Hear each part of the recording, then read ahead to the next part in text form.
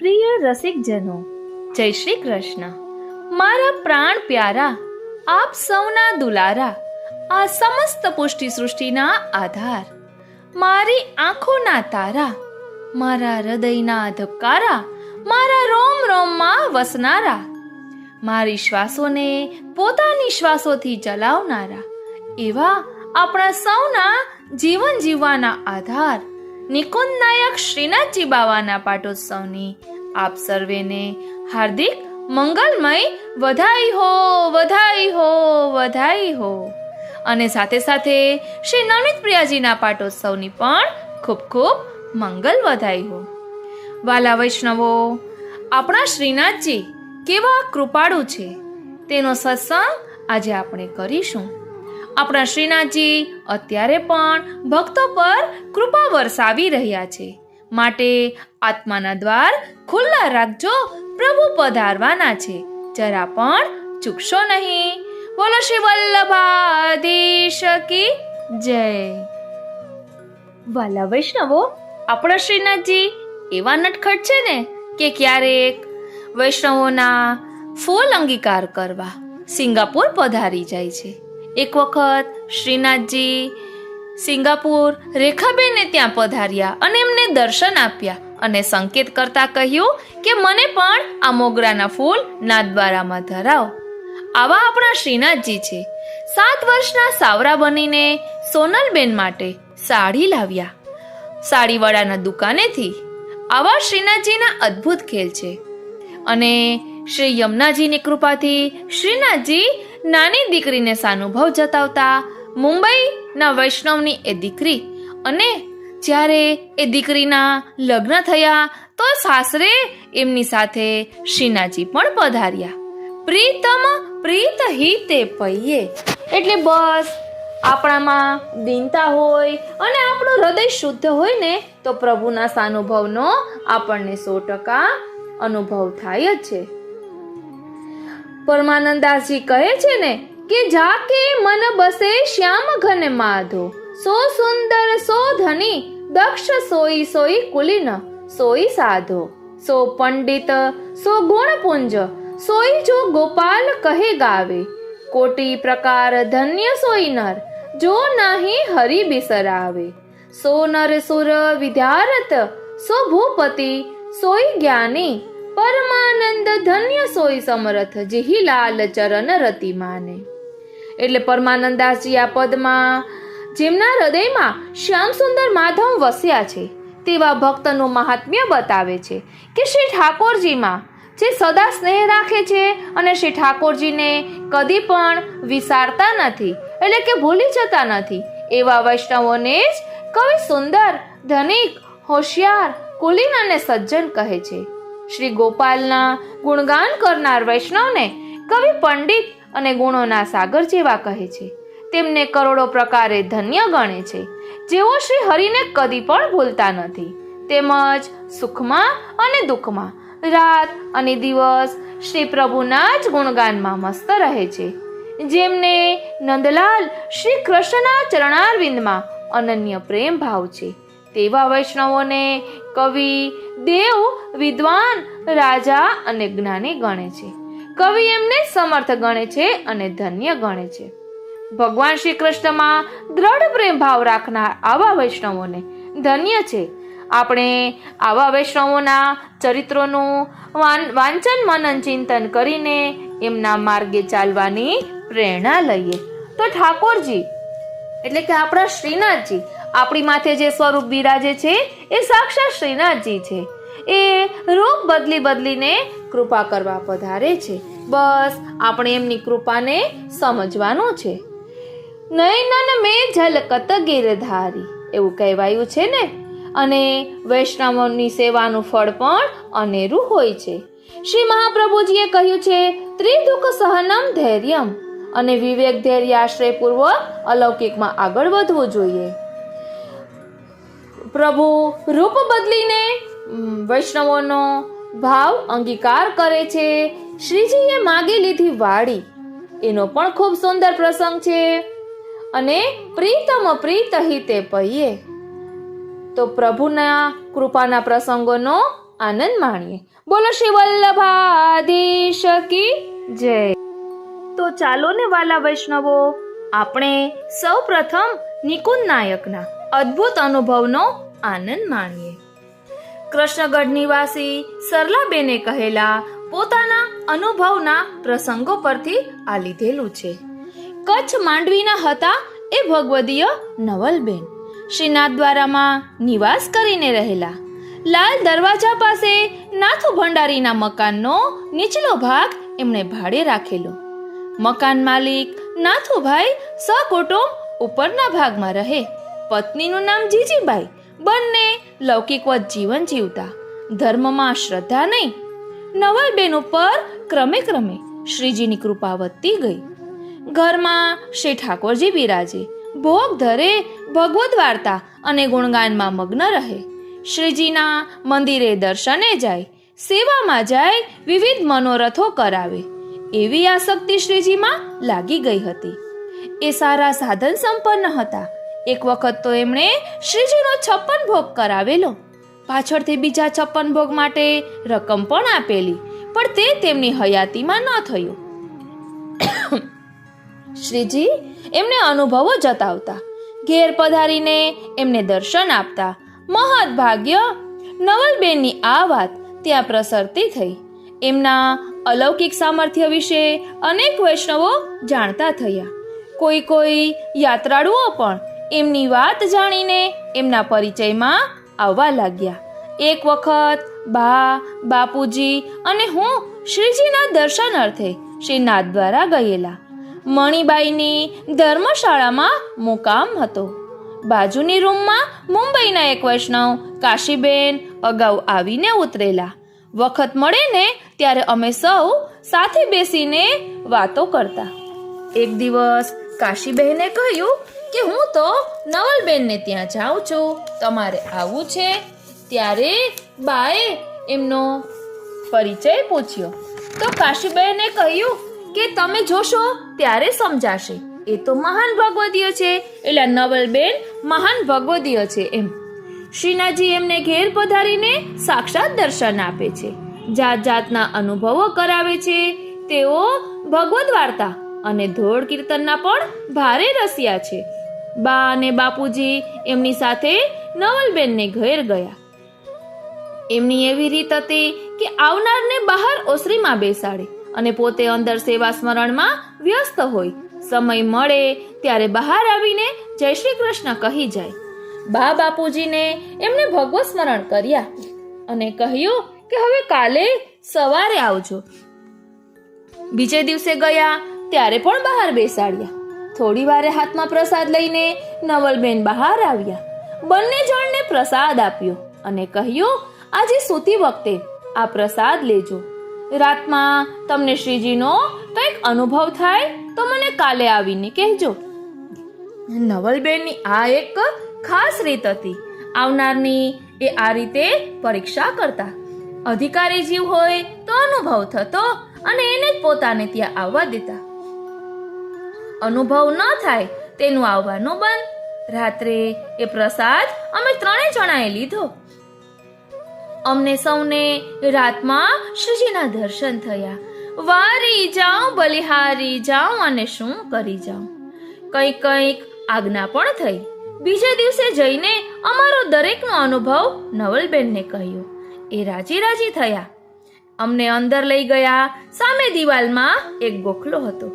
અમે જોયું કે ગોખલો ખાલી છે, પણ થોડી જ વારમાં અમને એમાં શ્રીનાથજીના દર્શન થવા લાગ્યા. બોલો શ્રી ગોવર્ધનનાથ કી જય. અમારા આશ્ચર્યનો પાર નહોતો. પછી તો અમે રોજ ત્યાં જવા લાગ્યા. ઘણો સમય એમને ઘેર જ ગાળતા. જે સેવા ટેલ બતાવે તે અમે કરતા. જળ ભરી લાવવું, પાનના બીડા બાંધવા વગેરે સેવા અમને તેઓ આપતા.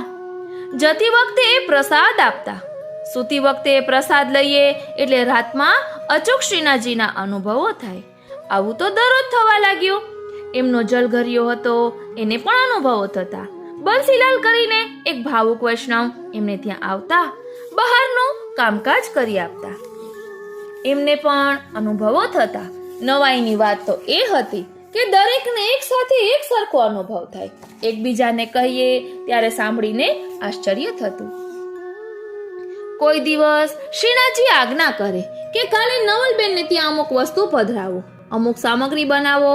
અમે એ પ્રમાણે કરીએ. નવલબેન પણ જાણતા જ હોય કે કોને શી આજ્ઞા થઈ છે. શ્રીજીના મંદિરમાં દર્શને જઈએ ત્યાં પણ પ્રભુ ખૂબ જ હસતા આનંદમય સ્વરૂપે દર્શન આપતા. પછી મારે એટલે કે સરલાબેનને તો કૃષ્ણગઢ આવવાનું થયું. બા બાપુજી ત્યાં રહ્યા, 3 મહિના ત્યાં રહ્યા હશે. ખૂબ જ આનંદ આવ્યો. આવતી વખતે નવલબેને એમની સાથે ઘણો પ્રસાદ મોકલ્યો. રાત્રે પ્રસાદ લઈને અમે સૂતા. રાતભર મને એમ જ થવા કર્યું કે શ્રીજી પધાર્યા છે અને ઘરમાં ખેલી રહ્યા છે. કેટલાક દિવસ સુધી અમે સૌ એમાંથી પ્રસાદ લઈને સૂઈ જઈએ. સૌને કંઈક ને કંઈક અનુભવ થતો રહે. એ વાતો પત્રમાં લખીને અમે નવલબેનને મોકલતા. પ્રસાદ જ્યાં સુધી ચાલ્યો ત્યાં સુધી એવો ને એવો જ તાજો.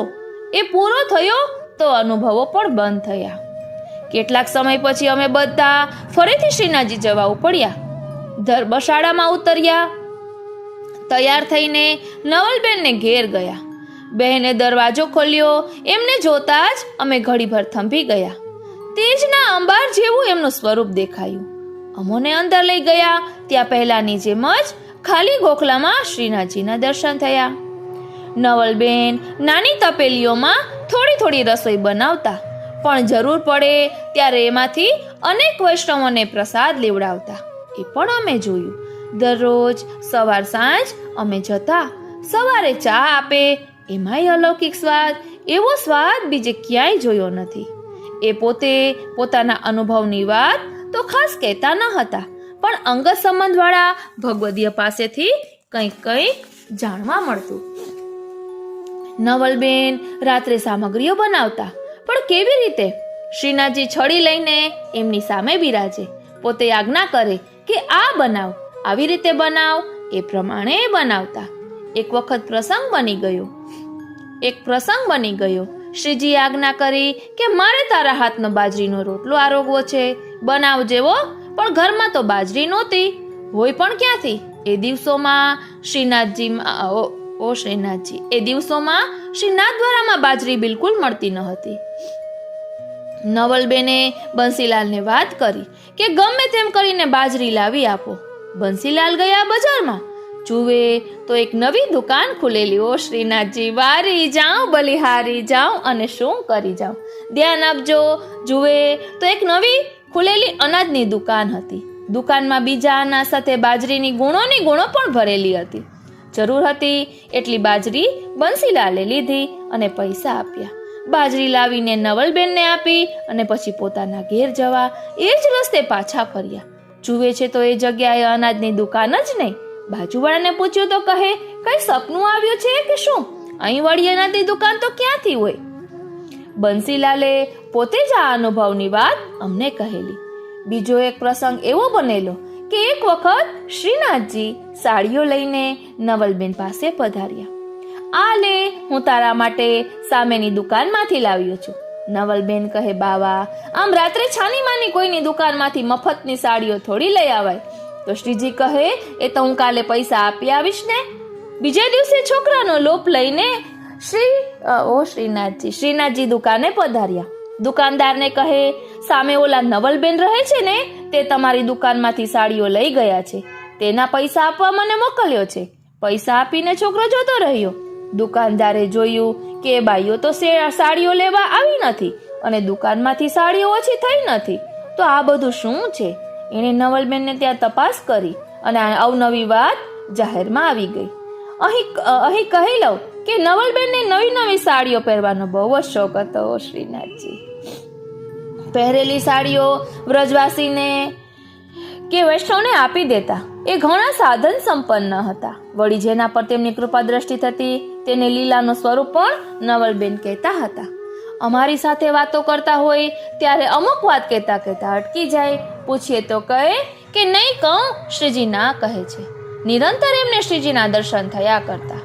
એવો અતુલિત મહિમા અને એવી અતુલિત એમના પર કૃપા. મારી બા એટલે કે વિજયાબેનને એકવાર એવું બન્યું કે ધર્મશાળામાં એક બાળક આવ્યો.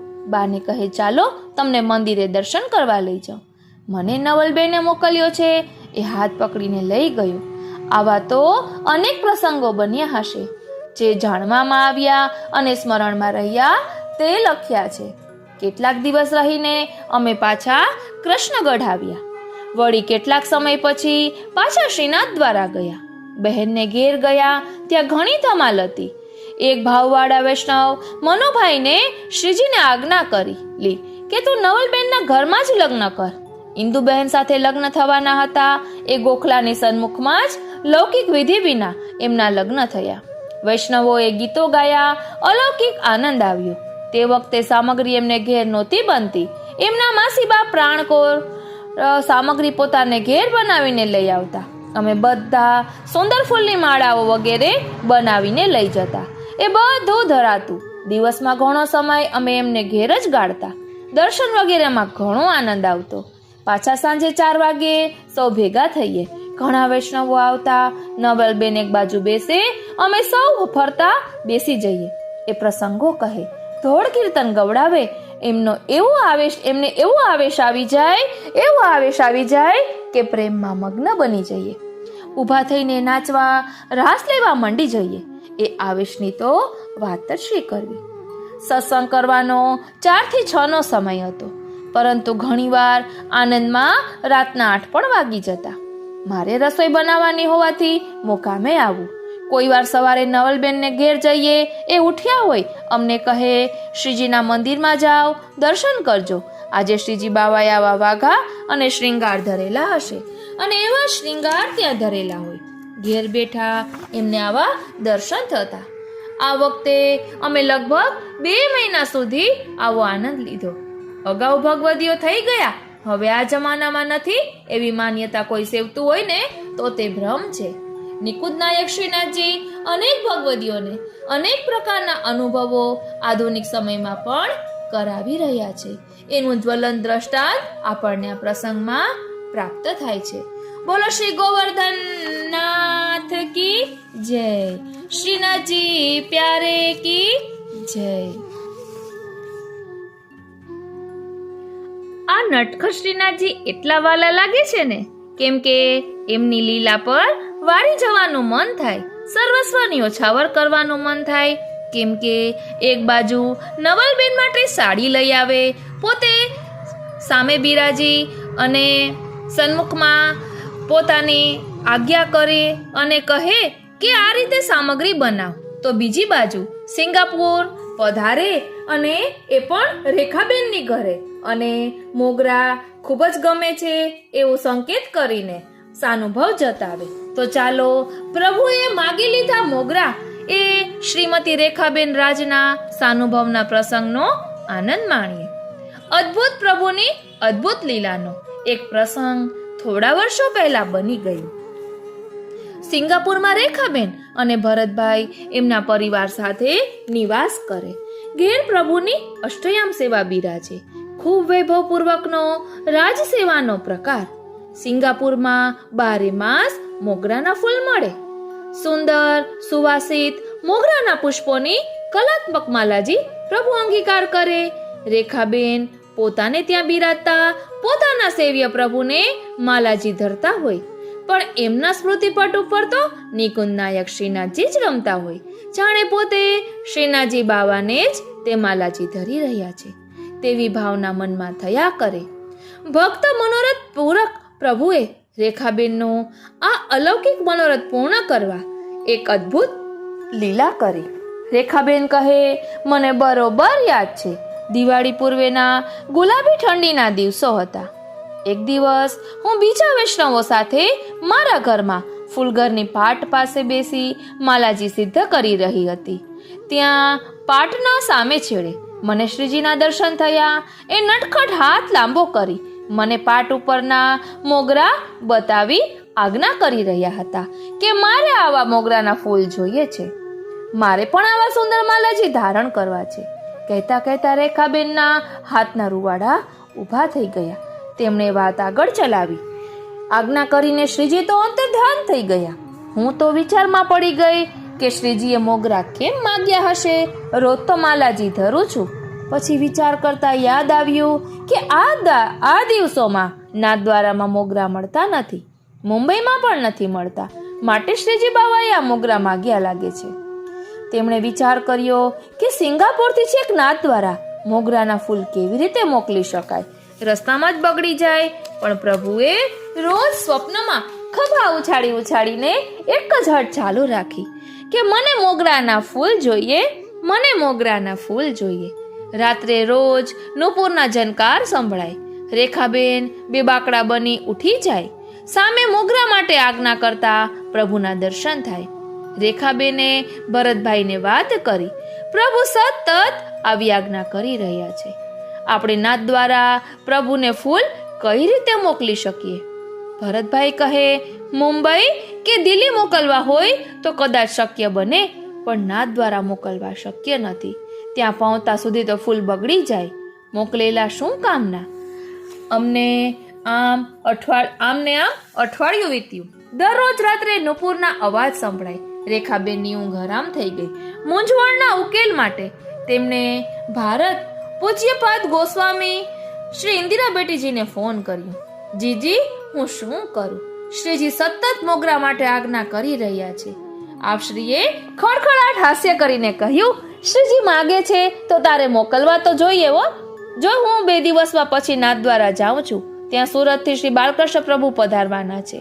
તું ફૂલ લઈને નાથ દ્વારા આવી જા. આપણે ત્યાં અંગીકાર કરાવીશું. રેખાબેનને તો વાત ગમી ગઈ, પણ એ દિવાળીના દિવસોમાં તેઓ સિંગાપુર છોડીને જઈ શકે તેમ ન હતા. તેમણે વિનંતી કરી, જીજી, મારાથી તો અત્યારે નીકળી શકાશે નહીં. પૂજ્ય જીજીએ ઉપાય બતાવ્યું. તું ફૂલ દિલ્હી જ્યોત્સનાબેનને મોકલી આપ. આગળની વ્યવસ્થા હું કરું છું ને. રેખાબેને સહર્ષે વાત સ્વીકારી લીધી. સિંગાપુરમાં ફૂલના ટોપલા માટે ઓર્ડર આપી દીધો. ફૂલ સિંગાપુરમાં તો થાય નહીં, બાજુના દેશ મલેશિયાથી દરરોજ આવે. હવે થયું એવું કે તે દિવસે મલેશિયામાં અચાનક મુશળધાર વરસાદ વરસ્યો અને મોગરાના ફૂલ લગભગ બધા બગડી ગયા. જાણે ઇન્દ્રદેવ કોપાયમાન થયા હોય ને એવું લાગ્યું. નવી મુશ્કેલી આવી. હવે ફૂલ ક્યાંથી લાવવા? ફૂલ મળવાની શક્યતા ઓછી થતી ગઈ તેમ શ્રીજીની આજ્ઞા પ્રબળ બનતી ગઈ. બાજુમાં બીજો દેશ થાઈલેન્ડ. ત્યાં બેંકોકમાં એક વેપારી સાથે ઓળખાણ. તેને ફોન કરી ફૂલ માટે પૂછાવ્યું. થોડી વારમાં ખબર આવ્યા કે ફૂલ મળી જશે. આ ખુશ ખબરની સાથે બેંકોકથી ફૂલ દિલ્હી લઈ જાય તેવા એક ભાઈ, ફરિશ્તો જ કહો ને એમ મળી ગયા. સાથે સાથે શ્રીજી બાવાને કંઈક રંચક સામગ્રી આરોગાવાની ભાવના પણ જાગી. તેથી ફૂલના ટોપલા સાથે કેસરના ડબ્બા પણ મોકલ્યા. જ્યોત્સનાબેનને ત્યાં દિલ્હીના ડ્રાયફ્રૂટના વેપારીને ફોન કરી વિપુલ પ્રમાણમાં ડ્રાયફ્રૂટ મોકલાવ્યું. રાત્રે 2 વાગે ફૂલ દિલ્હી પહોંચ્યા. જ્યોત્સનાબેન રાત્રે 2 વાગે એરપોર્ટ પર ફૂલ લેવા આવ્યા અને સવારે 4 વાગે દિલ્હીથી ઉદયપુર જતી ફ્લાઇટમાં બેસી ફૂલ અને ડ્રાયફ્રૂટ લઈ ઉદયપુર પહોંચ્યા. ઉદયપુર એરપોર્ટ પર પૂજ્ય જીજીની ગાડી આવી ગઈ હતી. તેમાં સવાર થતા તો બધું જ નાથ દ્વારા પહોંચી ગયું. ફૂલ ઘરમાં ફૂલ પધરાવી દીધા. તે દિવસ દિવાળીનો જ દિવસ હતો. ફૂલ ગુલાબી ઠંડી શરૂ થઈ ગયેલી. ફૂલ ઘરમાં આવા સુંદર ફૂલ જોઈ સૌ રાજી રાજી થઈ ગયા. પણ આ ઠંડીના દિવસોમાં પ્રભુને મોગરો ધરાય એમ પ્રશ્ન સૌને થયો. તિલકાયતજી પૂજ્ય ગોસ્વામી શ્રી ગોવિંદલાલજી મહારાજ શ્રી ત્યાં બિરાજે એમની આજ્ઞા માગી. બધી વાત કરી. આપ શ્રીએ આજ્ઞા કરી કે પ્રભુએ ફૂલ માગ્યા છે, અહીં સુધી તેમની કૃપાથી આવ્યા છે. જરૂર પ્રભુની ઈચ્છા હશે. ફૂલનો બંગલો તો નહીં પણ માલાજી સિદ્ધ કરીને અંગીકાર કરાવો. ફૂલઘરમાં માલાજી બનાવવાનું શરૂ કર્યું. રેખાબેનને સર્વ સમાચાર ફોનથી મળ્યા. ઓ શ્રીનાથજી, ફૂલ પહોંચી ગયા તે વાતથી તેમને ખૂબ સંતોષ થયો. જોગાનું જોગ તે દિવસે એમનો જન્મ દિવસ હતો. ઓ શ્રીનાથજી, પોતાના જન્મ દિવસે જ પ્રભુ પોતાની સેવા સામેથી માગીને અંગીકાર કરી રહ્યા છે એ વાત જ એમને રોમાંચિત કરી જતી હતી. એટલે કરે કરાવે શ્રીનાથજી. વધારે આનંદ તો એમને ત્યારે થયો કે જ્યારે તેમણે જાણ્યું કે તે દિવસે સુરતથી શ્રી બાલકૃષ્ણ પ્રભુના દ્વારા પધાર્યા છે, કાંકરોલીથી શ્રી દ્વારકાધીશ પ્રભુ અને વિઠ્ઠલનાથજી પણ શ્રીજીની સાથે બિરાજવાના છે, સર્વ સ્વરૂપો સાથે અન્નકૂટ આરોગવાના છે. આ બધા સ્વરૂપો માટે પણ માલાજી સિદ્ધ થવા લાગ્યા. 3 દિવસ સુધી માલાજી બનતા રહ્યા, બધા સ્વરૂપોને અંગીકાર થતા રહ્યા. આખું વાતાવરણ મોગરાથી સુગંધિત મગમગતું હતું. પ્રભુ પ્રસન્નતાથી દર્શન આપી રહ્યા હતા. છેવટે માલાજી બનાવનાર થાકી ગયા, પરંતુ ટોપલામાંથી મોગરા તો ઘટતા જ ન હતા. આખા નાથદ્વારામાં મોગરાની અદ્ભુત વાત ફેલાઈ ગઈ. અદ્ભુત પ્રભુની અદ્ભુત લીલા. એટલે જ કહેવાનું મન થાય, વારે જાઉં બલિહારી જાઉં અને શું કરી જાઉં. રેખાબેન કહે છે, પૂજ્ય જીજીની કૃપાથી જ આ મનોરથ પૂર્ણ થયું. આજે પણ પૂજ્ય જીજીનું એક ખડખડાટ હાસ્ય મારા કર્ણપટ પર સંભળાયા કરે છે અને શ્રીજીનું એ મધુર હાસ્ય મારી નજર સામે રમ્યા કરે છે. એટલે વાલા વૈષ્ણવો, ક્યારેય પણ મૂંઝાવો નહીં. કોઈ પણ મૂંઝવણ આવી પડે, ભલે ને તે અલૌકિક હોય, તો પણ મૂંઝાવું નહીં. કરે કરાવે શ્રીનાથજી, ખરા સોનાની કસોટી થાય, એ વાતને યાદ રાખવું. અને કંઈ પણ મૂંઝવણ આવી છે એનો ઉકેલ પણ પ્રભુ જ દર્શાવશે. એ જ આપણને સંકેત કરશે. બસ આપણે એની બોલીને સમજવાની છે. બોલો શ્રી વલ્લભાધીશ કી જય. વાલા વૈષ્ણવો, કહેવાય છે ને કે તાપમાં પણ આપ સમાયેલા છે. એટલે પ્રભુ તાપ કરાવે ને ત્યારે તાપ પણ કરવાનો. કારણ કે આપણા શ્રીનાથજીની અનેરી લીલા છે, અનેરા ખેલ છે. અને કહ્યું છે ને કે ખેલ મેં મેલ હૈ. આજે ઓ શ્રીનાથજી, ઓ શ્રીનાથજી, વાલા વૈષ્ણવો, કાલ રાત્રેથી નક્કી કર્યું છે કે સવારે સત્સંગમાં શ્રીનાથજીની કૃપાના પ્રસંગો, એમના સાનુભવ વૈષ્ણવોને થયા હોય એ પ્રસંગોનો સત્સંગ કરીશું.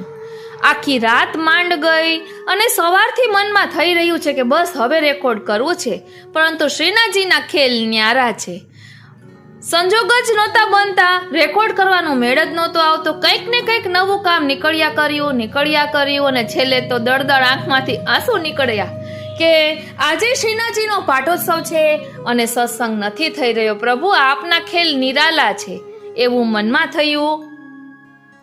પછી અમાર મમ્મી ફોનમાં વાત કરતા હતા તો પણ પછી મેં કીધું કે મારે રેકોર્ડ કરવા જવું છે હો. એટલે વાલા વૈષ્ણવો, તાપમાં પણ આપ સમાયેલા છે. પ્રભુને એમાં પણ આનંદ આવે છે. માટે કરે કરાવે શ્રીનાથજી. આ રીતે પ્રભુ આપણા પર કૃપા કરે છે કોઈ પણ રૂપે.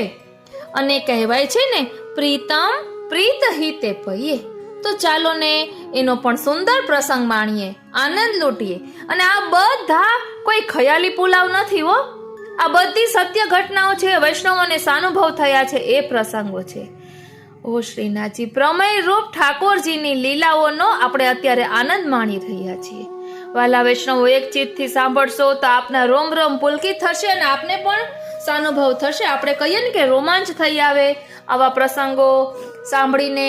આપણામાં જો પહેલા ઉદાસીનતા કે નિરાશાપણું આવી ગયું હોય ને, તો આવા પ્રસંગો સાંભળીને આપણે નવી ચેતના મળે અને આપણે પણ એમ થાય કે કંઈક કરીએ, કે પ્રભુ કઈ રીતે રીઝે. તો ચાલો હવે પ્રીતમ પ્રીતહિતે પૈયેના આનંદ માણીએ. સૌરાષ્ટ્રનું એક નાનું સરખું ગામડું. ત્યાં એક ખેડૂત વૈષ્ણવની નાની સી કોટડી. ગાર માટીની લીપેલી જર્જરિત દિવાલો, થોડા નળિયા અને વિશેષ કરીને ઘાસથી છાયેલું છાપરું. એ પણ એટલું નીચું કે સીધા ઊભા પણ ન રહેવાય. એમાં 2 વીઘા જમીન ખેડતા ઓઘા બાપા રહે. સવારે 3 વાગે ઉઠી જાય, સૂર્યોદય થતા તો સેવા પહોંચી બળદ લઈ ખેતરે જવા નીકળી જાય. ઓ શ્રીનાથજી, અરે મારા વાલા, બાના કાઢીએ છીએ અમે પ્રભુ. ઓ શ્રીનાથજી. અને કહે છે કે સૂર્યાસ્ત પછી પાછા વળે. રાત્રે સેવા પહોંચી વાર્તા વાંચી સૂઈ જાય. ઉનાળો ભારે આકરો, છતાં ઘેરથી જળ પીને નીકળે તે રાત્રે ઘેર પહોંચી ઉથાપનમાં જારી સરાવે ત્યારે જ જળ લે. ઘણા સગા સંબંધી પૂછે, બાપા ખેતરમાં કૂવો છે, આવા તાપમાં જળ વિના કેમ ચાલે? તો બાપા મોં પરનો પરસેવો લૂછે, સાથે સાથે આંખમાં આવેલા 2 આંસુડા પણ લૂછી લે. સૌને એક જ જવાબ આપે, જરૂર નથી. પણ મનને આ જવાબ જ ન ચાલે. બાપા મનને કહે, ભૈયા આપણા સુકુમાર પ્રભુને અનુસરમાં જારી સરાવે 6 વાગે, જારી સવારે 6 વાગે ભર્યા છે. છાપરું નીચું છે, તાપ આકરો છે, જારીનું જળ ગરમ થઈ ગયું હશે. મારા પ્રભુને શીતળ જળની સગવડ કરી નથી અને હું અહીં કૂવાનું શીતળ જળ લઉં. ઓ શ્રીનાથજી, મારા ગળે કેમ ઉતરે? મારા ગળે ઉતરે ખરું? બાપાના ત્યાં શહેરના એક વૈષ્ણવ અનાયાસ આવી ચડ્યા. સવારે 5 વાગે રાજભોગના પદ ગવાતા હતા. તે ઝબકીને જાગી ગયા. ઉઠીને જુએ છે તો કોટડીના સામેના ભાગમાં કંતાનો ફાટ્યો તૂટ્યો ટેરો છે. અનાયાસ ટેરામાં પડેલા બાકોરમાંથી નજર અંદર ગઈ. શ્રી પ્રભુ સાક્ષાત શ્રી હસ્તમાં રોટલાનો ટૂક લઈ પ્રસન્નતાથી આરોગી રહ્યા છે. ઓ શ્રીનાથજી, શહેરમાં આવેલા વૈષ્ણવ આ અદ્ભુત દર્શનથી આનંદથી નાચી ઉઠ્યા. તેમનાથી બોલાઈ ગયું, બાપા તમને ધન્ય છે, ધન્ય છે શ્રી વલ્લભને. કોણ કહે છે કે પુષ્ટિ માર્ગના 500 વર્ષ પૂરા થઈ ગયા છે? જ્યાં સુધી આવા વૈષ્ણવો છે ને ત્યાં સુધી સેવાનો આવો ભાવ અને આગ્રહ છે, ત્યાં સુધી પુષ્ટિ માર્ગ પણ છે અને છે જ. 84,252 ભગવદીઓ થઈ ગયા એવું નથી, આજે પણ છે. બસ આપણને એમને ઓળખતા આવડવું જોઈએ. કારણ કે સિંહ છે એ ક્યારેય યુથમાં ફરતો નથી, એ એકલો જ હોય છે. બસ આપણે એને ઓળખવાનો છે. બોલો શ્રી વલ્લભાધીશ કી જય. વાલા વૈષ્ણવો, ભગવદીઓએ ગાયું છે ને કે જાકો મન લાગ્યો ગોપાલ સો, તાહી ઓર કેસે ભાવે હો. એટલે જેનું મન શ્યામ સુંદરમાં પરોવાઈ ગયું છે ને એને પછી કાંઈ ગમતું નથી. જેવી રીતે પદમાં આવે છે ને, કૃષ્ણ નામ જબતે શ્રવણ સુન્યોર્યાલી, ભૂલીરી ભવન હો તો બાવરી ભઈરી. તો કૃષ્ણ નામનો આવો મહિમા છે. અને જેણે પોતાનું મન શ્રી ઠાકોરજીના ચરણારવિંદમાં સમર્પિત કરી દીધું છે ને એને પ્રભુની કૃપાનો કેવો અનુભવ થાય? ચાલો અમેરિકાના એક વૈષ્ણવના પ્રસંગ પરથી જાણીએ. અમેરિકાના કનેક્ટિકટ રાજ્યમાં ગર્ભ શ્રીમંત યહૂદી કુટુંબમાં 11 ફેબ્રુઆરી 1953ના રોજ શ્યામદાસનો જન્મ સ્ટીફન સ્કેફર તરીકે થયો હતો. માતા રાજકીય નેતા અને પિતા કરોડપતિ વેપારી. મિલકતોની લે વેચનો અને નાણાકીય રોકાણોનો બહોળો વ્યવસાય. ગર્ભ શ્રીમંતના ઘર. આનંદના પ્રમોદના સાધનોનો પાર નહીં, પણ આનંદની ખોજમાં બાળપણથી હિપ્પીની જેમ ફર્યા કરે. સંપત્તિમાં કોઈ લગાવ નહીં. 3-4 વર્ષના થયા ત્યારથી તેમને સ્વપ્નમાં એક સુંદર બાળક દેખાયા કરે. એને જોતા ખૂબ આનંદ આવે. પછી તો એ બાળક સતત એમના ધ્યાનમાં આવ્યા કરે. એ બાળકને શોધવા ભમતા રહ્યા. ભરપૂર દોલતની દુનિયામાં પણ સુખની અનુભૂતિ ન થાય. જીવનમાં કશું ખૂટતું હોય તેવું તેમને લાગ્યા કરે. 18 વર્ષની ઉંમરે પ્રવાસે નીકળી પડ્યા. તુર્કી, ઈરાન, અફઘાનિસ્તાન, પાકિસ્તાન થઈ ભારત આવ્યા. દિલ્હીથી સીધા વૃંદાવન પહોંચી ગયા. અમેરિકામાં હરે કૃષ્ણના મંદિરોમાં તે પહેલા તેઓ ગયેલા, પરંતુ ત્યાં તેમને આધ્યાત્મિક આનંદ નહીં મળેલો. અમેરિકાની યેલ યુનિવર્સિટીમાં પ્રોફેસર રામદાસજી હતા. તેઓ વૈષ્ણવ યોગીરાજ હતા. એમના ગુરુ નીમ કરોલી બાબા વૃંદાવનમાં રહેતા હતા. શ્યામદાસને તેમણે કહ્યું, જો વૃંદાવન જવાનું થાય ને તો બાબાને જરૂર મળજો. તેઓ વૃંદાવન આવીને ઘણા સંતોને મળ્યા. ભાષાની મર્યાદા નડી છતાં સંતોને મળતા રહ્યા, પણ ક્યાંય દિલ ન લાગ્યું. થોડો શાંતિનો અનુભવ જરૂર થયો. એક દિવસ તેમને એક પુષ્ટિમાર્ગીય વૈષ્ણવ મંગળદાસ સંઘવી મળી ગયા. તેઓ અંગ્રેજી જાણતા હતા અને વૃંદાવનમાં જ રહેતા હતા. તેમણે આ અમેરિકનની વાત સાંભળી અને એક કાગળ ઉપર અષ્ટાક્ષર મંત્ર અંગ્રેજી લિપિમાં લખીને કહ્યું, આજે આખો દિવસ આ મંત્રનો જપ કરજો અને કાલે મારી પાસે આપજો. સ્ટીફને અષ્ટાક્ષર મંત્રનો જપ શરૂ કર્યો. જપ કરતા તેમને ન સમજાય તેવા આનંદના સ્પંદનો થવા લાગ્યા. બીજા દિવસે મંગળદાસ પાસે ગયા. રોજ તેમનો સત્સંગ કરવા લાગ્યા. એક દિવસ તેમણે મંગળદાસને પૂછ્યું, તમે કૃષ્ણને જોયા છે? તેઓ કહે, ના, પણ જેમણે કૃષ્ણને જોયા છે ને એમની પાસે હું તમને લઈ જઈશ. મંગળદાસ તેમને જતીપુરા પૂજ્ય ગોસ્વામી શ્રી પ્રથમેશજી મહારાજશ્રી પાસે લઈ ગયા. મહારાજશ્રી ત્યારે જતીપુરા બિરાજતા ન હતા, એટલે તેઓ બંને વ્રજયાત્રા કરવા નીકળી પડ્યા. બંને જણ ચંદ્ર સરોવર પહોંચ્યા. ત્યાં એક અદ્ભુત વિલક્ષણ અનુભવ થયો. આકાશવાણી સંભળાઈ, સ્વપ્નમાં નહીં પણ સ્વસ્થતામાં, અંતઃકરણમાં નહીં પણ કાનમાં. મંગળદાસનો સંગ હવે છૂટી જશે અને તારો માર્ગ ફંટાશે. આ અલૌકિક વાણીની મધુરતા અને દિવ્યતા અલૌકિક વેણુનાદ જેવી હતી. કૃષ્ણે જાણે તેમનો સ્વીકાર કર્યો છે એવું એમને લાગ્યું. હવે તેઓ રાત દિવસ કૃષ્ણનું ધ્યાન કરવાને બદલે અષ્ટાક્ષર મંત્રનો જપ કરવા લાગ્યા. પ્રથમેશજી મહારાજશ્રીને મળવા અધીરા બન્યા. વ્રજયાત્રા કરતા ફરીથી વૃંદાવન આવ્યા. ત્યાં મનહરબેન નામના પરમ ભક્ત પુષ્ટિમાર્ગીય વૈષ્ણવનો એમને મેળાપ થયો. મનહરબેને તેમને મગજના લાડુનો મહાપ્રસાદ આપ્યો. શ્રીનાથજી શ્યામદાસ કહે છે, એ લાડુ ખાતા મને લાગ્યું કે મેં પુષ્ટિ માર્ગ મેં ફસ ગયા. પછી જતીપુરા ગયા. પૂજ્ય મહારાજશ્રી પધાર્યા હતા. તેમના પ્રથમ દર્શને શ્યામદાસને અદ્ભુત આનંદ થયો. અલૌકિક દિવ્ય દર્શન થયા. મને બ્રહ્મ સંબંધ આપો વાલા. તેમણે પૂજ્ય મહારાજશ્રીને વિનંતી કરી, હમણાં નહીં, પછી આવજે. એક વખત પૂરી વ્રજયાત્રા કરી આવ. પૂજ્ય મહારાજશ્રીએ કહ્યું, ના, મારે તો હમણાં જ લેવું છે. તો મહારાજશ્રીએ કૃપા કરી, ભલે વાંધો નહીં, 2 દિવસ વ્રત કરજે. ધ્યાન આપજો, કહે છે કે ભલે વાંધો નહીં, 2 દિવસ વ્રત કરજે, પછી આપીશ. આ 2 દિવસો દરમિયાન પૂજ્ય મહારાજશ્રીએ તેમને બ્રહ્મ સંબંધનો મર્મ અને તે લીધા પછી શરૂ થતી વૈષ્ણવી જવાબદારી વિશે સમજણ આપી. 2 દિવસના ઉપવાસ પછી તેમને બ્રહ્મ સંબંધની દીક્ષા પૂજ્ય મહારાજશ્રીએ આપી. શ્યામદાસ કહે છે, બ્રહ્મ સંબંધ લેતા મને અલૌકિકતાનો અનુભવ થયો. કૃષ્ણ ભક્ત બનવાની ઈચ્છા પૂરી થયાનો, કૃષ્ણે મારો સ્વીકાર કર્યાનો ભારે આનંદ થયો. વિનંતી કરી, મને સ્વરૂપ પધરાવી આપો, મારે સેવા કરવી છે. આપશ્રીએ લાલનનું સ્વરૂપ પધરાવી આપ્યું. સેવાની રીત શીખવી. સ્ટીફનને બદલે શ્યામદાસ નામ રાખ્યું. થોડા સમય પછી શ્રી ગોવર્ધનનાથજીનું સ્વરૂપ સિદ્ધ કરાવી પધરાવ્યું. તે સ્વરૂપમાં એમની ખૂબ જ આસક્તિ હતી. એમના યહૂદી માતા પિતા મૂર્તિ પૂજાના કટ્ટર વિરોધી હતા. એમના દીકરાએ બાલકૃષ્ણની મૂર્તિ પૂજા શરૂ કરી.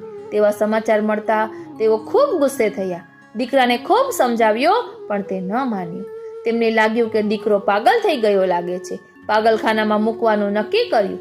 ડોક્ટરે તેની સાથે 2 કલાક વાત કરી. કહ્યું, આ છોકરો બિલકુલ પાગલ નથી. પરિણામે પાગલખાનામાં જતા તેઓ બચી ગયા. પછી તો તેઓ વ્રજમાં 8 વર્ષો રહ્યા. તીવ્ર સ્મરણ શક્તિ અને ગ્રહણ શક્તિને કારણે વ્રજ ભાષા અને સંસ્કૃત તેમજ ગુજરાતી ભાષા શીખ્યા. પુષ્ટિ માર્ગને સમજવાની તીવ્ર તાલાવેલીને કારણે જતીપુરાને નિવાસ સ્થાન બનાવી ઘણો સમય ત્યાં રહી ગ્રંથો શીખ્યા. એક વિરક્તની જેમ ધોતી બંડી પહેરી, કપાળમાં તિલક કરી પોતાના શ્રી ઠાકોરજીને લઈ વ્રજમાં ઘૂમતા રહ્યા. જતીપુરામાં તેમને વૈષ્ણવોનો અતિ દુર્લભ સત્સંગ મળ્યો. પરમ વિદ્વાન વૈષ્ણવ ગોપીલાલજી, જેઓ શ્રી સુબોધિનીજીના મર્મગ્ન હતા, એમની પાસેથી શ્રી સુબોધિનીજી શીખ્યા. દિવસનો મોટો ભાગ વૈષ્ણવો સાથે સત્સંગમાં અને ગ્રંથોના સ્વાધ્યાયમાં વ્યતીત થવા લાગ્યો. વૈષ્ણવો દ્વારા પુષ્ટિ માર્ગનો સદાચાર, અપરસ, સેવાની રીતપ્રીત વગેરે સર્વ કંઈ શીખ્યા. પુષ્ટિ માર્ગ વૈષ્ણવ દ્વારા ફલિત હોઈ ગયો. શ્રી ગોકુલનાથજીની એ આજ્ઞા તેમના જીવનમાં સાકાર બની.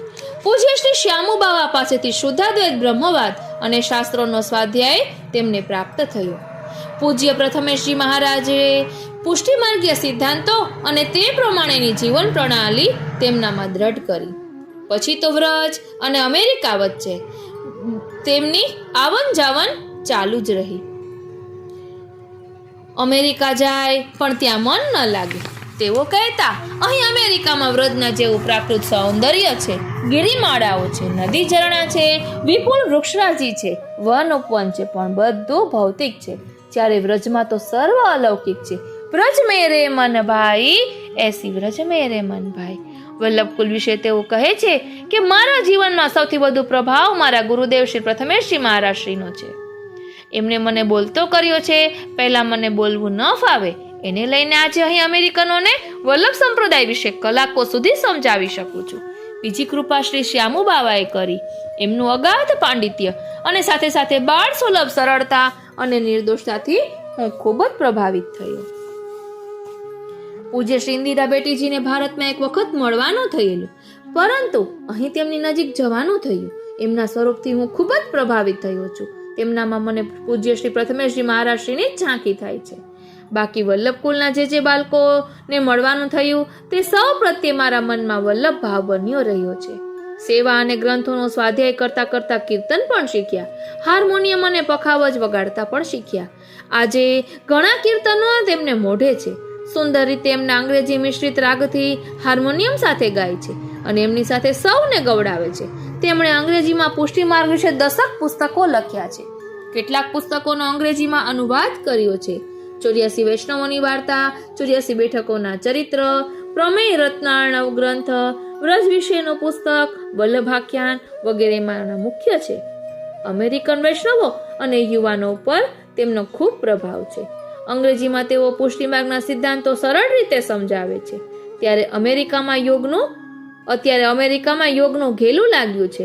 ત્યાંની ખ્યાતનામ યોગ સંસ્થામાં તેઓ યોગના શિક્ષકોને શ્રી મહાપ્રભુજીએ પ્રબોધેલ યોગ એ અન્ય યોગ કરતા કેટલો ઉત્તમ છે અને સુંદર છે તે સમજાવે છે. આ બધું કરતા તેમના પરિવારનો પ્રચંડ વિરોધ તેમને સહન કરવો પડ્યો. ધ્યાન આપજો, આ અલૌકિકમાં આગળ વધવું હોય તો કેટલું બધું સહન કરવાનું થાય એ પણ અહીં કહ્યું છે કે આ બધું કરતા એમના પરિવારનો પ્રચંડ વિરોધ એમને સહન કરવો પડ્યો. ગૃહસ્થાશ્રમમાં પણ અનેક તકલીફો આવી, પરંતુ તેઓ માને છે કે લૌકિક ક્લેશ સંબંધો હયંગીકૃત લક્ષણમ. લૌકિકમાં ક્લેશ રહ્યા કરે તો માનવો કે પ્રભુએ આપણો અંગીકાર કર્યો છે. શ્રીનાથજી, ભગવદ આશ્રય તેનાથી દ્રઢ થાય છે. જ્યારે જ્યારે લૌકિક તકલીફ આવે ત્યારે તેઓ વિચારતા, પ્રભુ આ બધું મારા અહંતા મમતાત્મક મિથ્યા સંસારના નાશ માટે કરી રહ્યા છે. પ્રભુ જે કરતા હશે તે મારા ભલા માટે જ હશે. ભગવાન પોતાના ભક્તોનું ચિત્ત પોતાના ચરણ કમલોમાં લગાડવા ભક્તોને તેમના લૌકિક વૈદિક કાર્યો સ્વસ્થતાથી કરવા દેતા નથી. એ શ્રી મહાપ્રભુજીના વચનમાં એમને દ્રઢ વિશ્વાસ. આજીવિકા માટે તેઓ સુંદર પેઇન્ટિંગ્સ બનાવી એ વેચે છે. ક્યારેક ક્યાંક સર્વિસ પણ કરી લે છે. તેઓ માને છે કે રંગોની લીલા એ પણ પ્રભુની લીલા છે. એ ભાવથી ચિત્રો બનાવવામાં એમને મજા આવે છે. છેલ્લા 21 વર્ષથી તેમની પુષ્ટિ સાધના અવિરત ચાલુ છે. પશ્ચિમના દેશમાં સમૃદ્ધિની છોડો વચ્ચે ઉછરેલા વ્યક્તિ આજે મોટે ભાગે ખુલ્લા પગે જ ફરે છે. ધોતી બંડી તિલક ધારણ કરીને વ્રજમાં વ્રજરાજની ભક્તિમાં મસ્ત બનીને હૃદયમાં તેના પ્રત્યેનો પ્રેમ અને તેને મળવા માટેનો વિરહ તાપ લઈને ફરે છે. આ અલગારી જીવ આજે સાચા અર્થમાં પુષ્ટિ ભક્તની જેમ જીવન વ્યતીત કરી રહ્યા છે. એટલે જ કહ્યું છે ને, જીવન જો એસે બની આવે, શ્રી વલ્લભ શ્રી વિઠ્ઠલ પ્રભુ કી શરણાગતિ જો પાવે. દ્વાદશ તિલક સહિત મુદ્રાધર તુલસી કંઠ ધરાવે. પ્રેમ સહિત જે નંદ નંદન કે કર્મ ગુણ ગાવે. શ્રી ભાગવત મુખ્ય રસ ટીકા अपने श्रवण सुनावे. भूषण बसन विचित्र बहुत रंग प्रभु को लाड लडावे. भली भांत सामग्री करी के प्रभु को भोग लगावे. प्रभु के भक्तन सुहील मिल के यह प्रसाद जो पावे. श्री गोकुल श्री गोवर्धन बस के सेवा दृढ़ मन भावे.